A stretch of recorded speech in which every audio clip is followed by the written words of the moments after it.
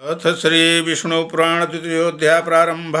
गुरु ब्रह्मा गुरु विष्णु गुरुर्देवमहेश्वरः गुरु साक्षात् परं ब्रह्म तस्मै श्री गुरवे नमः।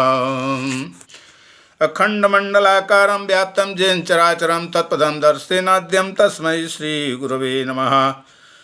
दूसरे अध्याय में 24 तत्वों के विचार के साथ जगत के उत्पत्ति क्रम का वर्णन और विष्णु की महिमा का वर्णन किया गया है। श्री पराशर उवाच अविकाराय शुद्धाय नित्याय परमात्मने सदैव रूप रूपाय विष्णवे सर्वजिष्णवे वासुदेवाय नमो हिरण्यगर्भाय हरये शंकराय च वासुदेवाय ताराय सर्गस्थित्यन्तकारिणे अनेक स्वरूपाय स्थूल सूक्ष्मात्मने नमः।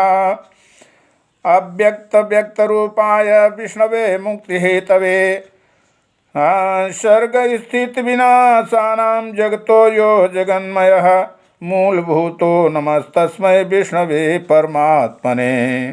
श्री पराशर जी बोले, जो ब्रह्मा विष्णु और शंकर रूप से जगत की उत्पत्ति स्थिति और संहार के कारण हैं तथा अपने भक्तों को संसार सागर से तारने वाले हैं, उन विकार रहित शुद्ध अविनाशी परमात्मा सर्वदा एक रस सर्वविजयी भगवान वासुदेव विष्णु को नमस्कार है, जो एक होकर भी नाना रूप वाले हैं।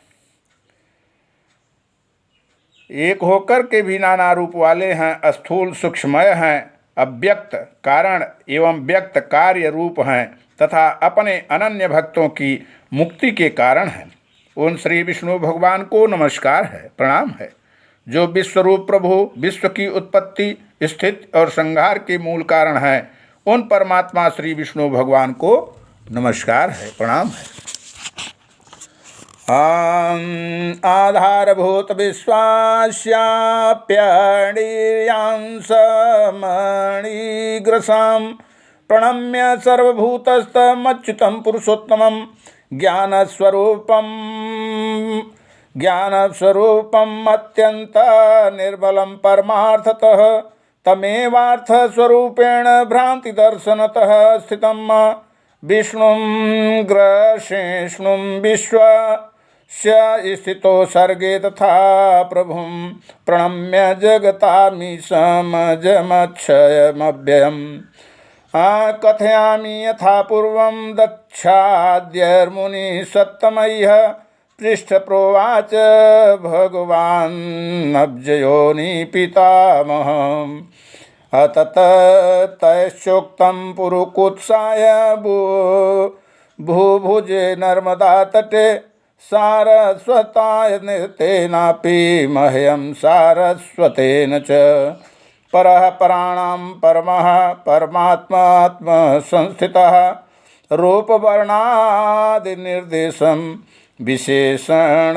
विवर्जितः अपक्षय विनाशाभ्यां परिमाणमर्ध्यजन्मभिः वर्जितः शक्यते वक्तुं यः सदा स्थितिः केवलं सर्वत्रासौ समस्तं च वसत्यनेति यतः ततः स वासुदेवेति वेद्भिः परिपठ्यते तद्ब्रह्म परमं नित्यं जमक्षयमव्ययम् एकस्वरूपं तु सदा हेयाभावाच्च निर्मलं तदैव सर्वमेवैतद्व्यक्ताव्यक्तस्वरूपवत् तथा पुरुषरूपेण कालरूपेण च स्थितं परस्य ब्रह्मणो रूपं पुरुषः प्रथमं द्विजा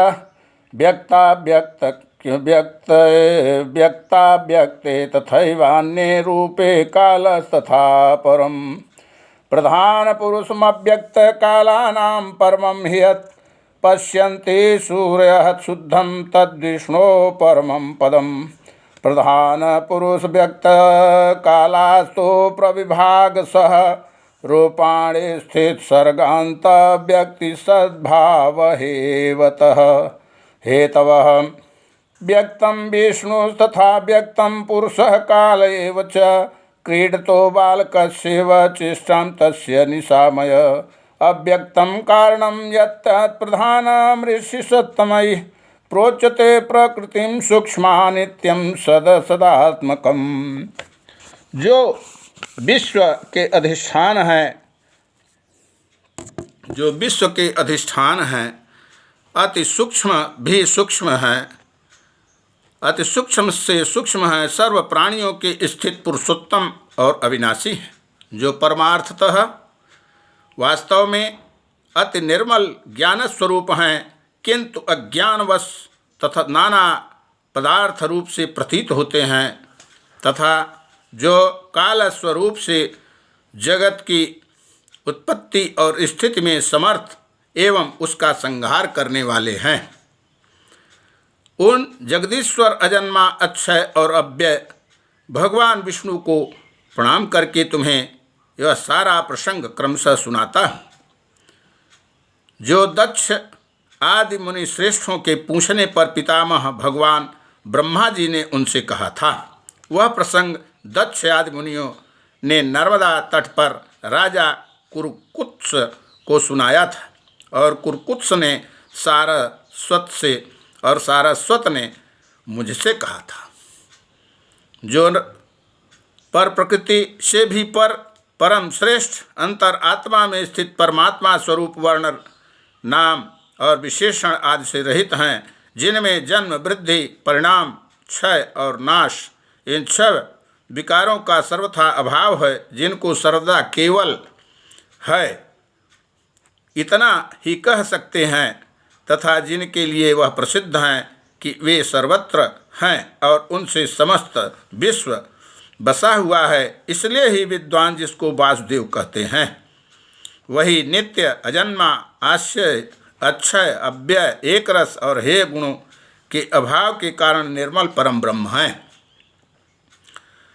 वही इन सब व्यक्त कार्य और अव्यक्त कारण जगत के रूप से तथा इसके साक्षी पुरुष और महाकारण काल के रूप से स्थित हैं। हे द्विज, परम ब्रह्म का प्रथम रूप पुरुष है, अव्यक्त प्रकृति और व्यक्त महदादि उसके अन्य रूप हैं, तथा सबको शोभित करने वाला होने से काल उसका परम स्वरूप है। इस प्रकार जो प्रधान पुरुष व्यक्त और काल इन चारों से परे हैं, तथा जिसे पंडित जन ही देख पाते हैं, वही भगवान विष्णु का परम पद है। प्रधान पुरुष व्यक्त और काल ये भगवान विष्णु के रूप अलग अलग संसार की उत्पत्ति पालन और संहार प्रकाश तथा उत्पादन में कारण है। भगवान विष्णु जो व्यक्त अव्यक्त पुरुष और काल रूप से स्थित होते हैं, इन्हें उसकी बालवत क्रीड़ा ही समझो। उनमें से अव्यक्त कारण को जो सद्रूप कारण शक्ति विशिष्ट और नित्य सदा एक रस हैं, श्रेष्ठ मुनिजन प्रधान तथा सूक्ष्म प्रकृति कहते हैं। क्षम्यं नान्यथाधारं ममेय अजरं ध्रुवं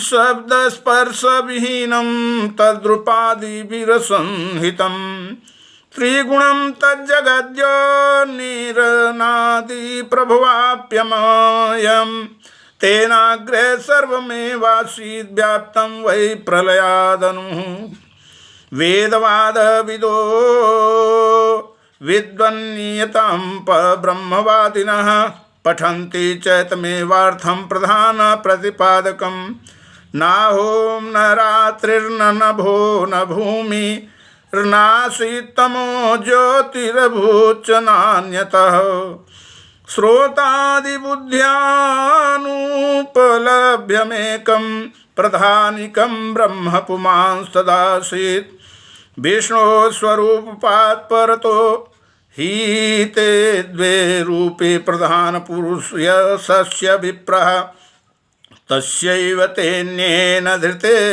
वियुक्ते रूपांतरं तद्विजकाल संज्ञम।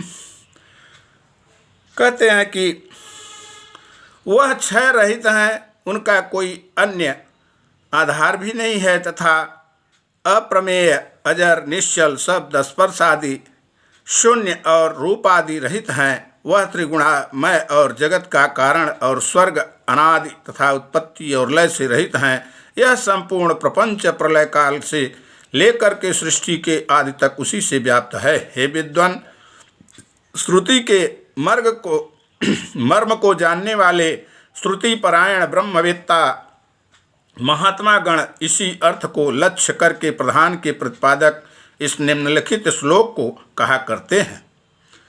उस समय प्रलय काल में न दिन था, न रात्रि थे, न आकाश था, न पृथ्वी थी, न अंधकार था, न प्रकाश था, और न इनके अतिरिक्त कुछ और था। बस श्रोतादि इंद्रियों और बुद्धि अनादि अविश्य एक प्रधान ब्रह्म और पुरुष ही था। हे विप्र, विष्णु के परम उपाधि रहित स्वरूप से प्रधान और पुरुष ये दो रूप हुए। उसी विष्णु के जिस अन्य रूप के द्वारा वे दोनों सृष्टि और प्रलय काल में संयुक्त और वियुक्त होते हैं, उस रूपांतर का ही नाम है काल। बीते हुए प्रलय काल में यह व्यक्त प्रपंच प्रकृति में लीन था, इसीलिए प्रपंच के इस प्रलय को प्राकृत्य प्रलय कहते हैं। हे द्विज, काल रूप भगवान अनादि हैं, इनका अंत नहीं है, इसलिए संसार की उत्पत्ति, स्थिति और प्रलय भी कभी नहीं रुकते, वे प्रवाह रूप से निरंतर होते रहते हैं। प्रकृतो संस्थितः व्यक्तमतीत प्रलये तुयत तस्मात् प्राकृत्य संज्ञोऽयमुच्यते प्रतिसंजरः अनादि भगवान् कालो नान्तोऽस्य द्विज विद्यते अव्युच्छिन्नास्ततः श्वेते सर्गस्थित्यन्त संयमाः। हे विप्र, विष्णु के उपाधि रहित स्वरूप से प्रधान और पुरुष ये दोनों हैं, और कहते हैं कि संसार की उत्पत्ति, स्थिति और प्रलय भी कभी नहीं रुकते, वे प्रवाह रूप से निरंतर होते रहते हैं। हे मैत्रेय, प्रलय काल में प्रधान प्रकृति के साम्यावस्था में स्थित हो जाने पर और पुरुष के प्रवृत्ति से पृथक स्थिति हो जाने पर विष्णु भगवान का काल रूप इन दोनों को धारण किए करने के लिए प्रवृत्त होता है। तदंतर सर्ग काल उपस्थित होने पर उन परम ब्रह्म परमात्मा विश्वरूप सर्वव्यापी सर्वभूतेश्वर सर्वात्मा परमेश्वर ने अपनी इच्छा से विकारी प्रधान और अविकारी पुरुष में प्रविष्ट होकर उनको क्षोभित किया है। जिस प्रकार क्रियाशील न होने पर भी गंध अपनी सन्निधि मात्र से ही मन को क्षुभित कर देता है, उसी प्रकार परमेश्वर अपनी सन्निधि मात्र से ही प्रधान और पुरुष को प्रेरित करते हैं। हे ब्रह्मन, वह पुरुषोत्तम ही हैं, उनको क्षोभित करने वाले हैं और वे ही शुद्ध होते हैं तथा संकोच, साम्य और विकास क्षोभ युक्त प्रधान रूप से ही वे स्थित हैं। ब्रह्मादि समस्त ईश्वरों के ईश्वर वे विष्णु ही समष्टि वृष्टि रूप ब्रह्मादि जीव रूप तथा महत्व रूप से स्थित हैं।